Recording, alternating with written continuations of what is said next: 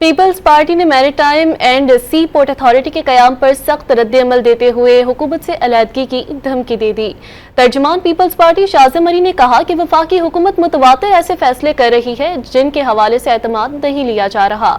शाज़िम मरी ने वाज़ेह किया कि Pakistan maritime and sea port authority के कयाम पर पीपल्स पार्टी और हुकूमत सिंध को बेखबर रखा गया और उन्हें एतमाद में नहीं लिया गया।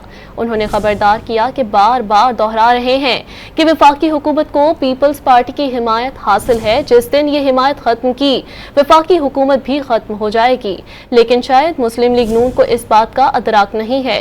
शाज़िया ने कहा कि फौरी तौर पर मुश्तरका मुफादात कौंसिल का इजलास बुलाया जाए और maritime and sea port authority के कयाम के लिए राय और मामला मुश्तरका मुफादात कौंसिल में लाया जाए कि वफाकी हुकूमत को पीपल्स पार्टी की हिमायत हासिल है। जिस दिन ये हिमायत खत्म की वफाकी हुकूमत भी खत्म हो जाएगी, लेकिन शायद मुस्लिम लीग नून को इस बात का अदराक नहीं है।